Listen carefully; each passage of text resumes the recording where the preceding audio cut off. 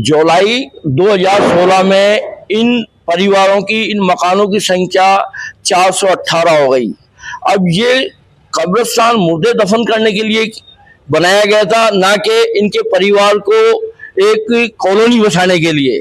और कब्रिस्तान की हालत ये हो गई थी, जब लोग जनाजा लेके जाते थे तो पैर रखने के लिए जगह नहीं होती थी। माननीय न्यायाधीश रफीक अहमद साहब ने जब बहस हो रही थी 2016 के अंदर, तो एक गौर साहब थे उनके बराबर में डीबी में, उन्होंने कहा कि ये लोग भू माफिया हैं और इन्होंने कौम के लिए बहुत नुकसान दिया है। वो मैं मेरे वर्ड नहीं बोल रहा हूँ, ये जज रफीक साहब के वर्ड बोल रहा हूँ। उस वक्त इनके रहनुमा थे, उनको कहा कि आप सब भू माफिया, तुम चले जाइए हाईकोर्ट से। और उनके खिलाफ 2018 में फैसला हुआ और ये अतिक्रमण हटाया गया। अब रही बात ये कि ये जो अभी कमेटी बनी है शाही मस्जिद की, ये कमेटी हर मस्जिद में होनी चाहिए, बढ़िया होनी चाहिए, लेकिन इस कमेटी की कथनी और करनी में बहुत अंतर है। ये दिखाने के लिए मस्जिद की वफादारी कर रहे हैं, लेकिन इनकी जो इंटरनल पॉलिसी है वो खाली अपनी दुकान चलाने की है। अब वो दुकान बंद करने के लिए कुछ लोग बुद्धिजीवी समझदार उनको रोक रहे हैं, तो ये भाई मीडिया, सोशल मीडिया पे आकर के लोगों को बदनाम कर रहे हैं कि भाई ये यूं कह दिया, ये यूं कह दिया।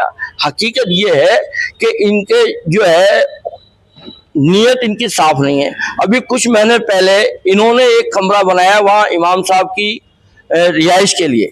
हमने कहा भाई रिहाइश की, इमाम साहब के रिहाइश का कहाँ जरूरत, पहले इमाम साहब रहने थे। सन 80 के अंदर ये मस्जिद बनी, तब से इमाम साहब का कमरा बना हुआ है, लेकिन इनकी नीयत खराब थी। ये अपना एक इंडिविजुअल कमरा बनाना चाह रहे थे, उसके अंदर हम लोगों ने उसको रुकवाया। फिर उन्होंने कहा साहब हम कब्रिस्तान विस्तार, मस्जिद का विस्तार करना चाहते हैं। हमने कहा मस्जिद अल्लाह का घर है, इसका विस्तार करें, अभी कोई एतराज नहीं है, लेकिन आपने क्या वक्फ बोर्ड से परमिशन ली? क्यों? कि मस्जिद अल्लाह का घर है, उसमें हर आदमी नमाज पढ़ता है, इसलिए उसकी जमीन का जायज होना भी बहुत जरूरी है। वक्फ बोर्ड जो है वो प्रबंधक है और वक्फ बोर्ड से परमिशन नहीं ले रहे हैं, तो इसका मतलब आप नाजायज काम कर रहे हो। हमने कोई एतराज नहीं किया। इन्होंने 2 फीट फाउंडेशन के ऊपर 3 कमरे चढ़ा दिए, तो ये कौम के पैसे का मिसयूज है। हकीकत तो बात ये है। दूसरा, फिर इन्होंने उस कमरों के बाद जो है एक 25 बाई 50 की दीवार खींची। उसमें हमने कहा यार आपने कहा था कि हम आगे काम नहीं करेंगे, लेकिन तुम्हारी बदनीयती ये हो गई कि तुमने एक 25 बाई 50 की दीवार खींच दी। इन्होंने कहा था हम वजू खाना बनाएंगे और लेटरिन बाथरूम बनाएंगे। हमने कहा चलो कोई बात नहीं, मस्जिद का है, कोई दिक्कत नहीं, हमने उस पर भी एतराज नहीं किया। इन्होंने क्या किया, कब्रिस्तान की जमीन पे गेट निकाल दिया बाहर पहले, और कम से कम 2 महीने तक वो गेट बना रहा। फिर इनकी बदनीयती ये हुई कि इन्होंने प्लान कर करके और टॉयलेट, शौचालयों के बहाने, बाथरूम के बहाने इन्होंने 3 दुकानें निकालने का प्रपोजल रखा। वो इनकी मैं विद प्रूफ बता सकता हूँ। हुआ ये कि इन्होंने 20 बाई 10 की एक बालकनी 4 फीट बाहर और 6 फीट अंदर वो निकाली। उसके अंदर इन्होंने लेंटल दिए, हर 8-8 फीट के अंदर एक एक लेंटल है। अरे भाई तुम ये डाल रहे हो, छत डाल रहे हो, तो लेंटल की क्या जरूरत पड़ी है आपको? तो इनकी कथनी और करनी में अंतर था। लोगों ने एतराज किया, हमने इनको समझाया। इनके सचिव महोदय को हमने कहा ये कौम का मामला है और ये आपकी बदनामी नहीं, कौम की बदनामी होगी। कल को प्रशासन एक्टिव होगा, इसको तोड़ेगा, तो लोग ये नहीं कहेंगे कि भाई ये जो है वो फला कमेटी का हुआ, ये कहेंगे मियाँ का नुकसान हो गया। इसलिए उसने हमारे सामने कमेटी से फोन पे बात की। फोन पे बात करने के बावजूद उसने कहा ठीक है साहब मैं इसको हटा लूंगा, लेकिन उसने 4 रोज तक कोई अतिक्रमण नहीं हटाया। हमने कहा यार ये अच्छी चीज नहीं है। और उसने फिर आकर के, कमरुद्दीन नाम है उसका, उसने कहा साहब मेरी तो अब चल नहीं रही है, लोग मेरी मान, चल कोई बात नहीं। उसके बाद नगर निगम आई और नगर निगम ने आकर के बालकनी को तोड़ा और पीछे के जो फंटे लगे हुए थे उनको हटाया। हमने बहुत दुख हुआ हमें कि ये काम एक का नहीं, सबका काम है, लेकिन सिर्फ इनकी कारगुजारी की वजह से हमें नीचे देखना पड़ा। प्रशासन हावी हो गया, उसके बावजूद इन्होंने 8-10 दिन काम नहीं किया। फिर इन्होंने रात को शटरिंग कर करके कंड्यूट डाल रहे थे उसके ऊपर। हम लोगों ने एतराज किया, मैं फिरोज भाई वहां गए, अरे भाई ये क्या कर रहे हो? कहता ये कंड्यूट डाल रहे हैं। मैंने कहा यार कंड्यूट, टॉयलेटों में कंड्यूट का क्या काम है? कहता वो छत डालेंगे। मैंने कहा भैया इसको रोको, नहीं रोका। मैं फिरोज भाई रात को 11:30 बजे शास्त्री नगर थाने गए, हमने ये कहा कि भाई ये जो काम है इनकी नीयत सही नहीं है, इसलिए आप इसको बंद करें। वहां से सुबह पुलिस अधिकारी आए, उन्होंने उस काम को रुकवाया। ये चीज हमें बर्दाश्त नहीं थी और हम नहीं चाहते थे कि ये चीज प्रशासन आकर रोके, ये खुद रोक देते तो बहुत बड़ी बात थी।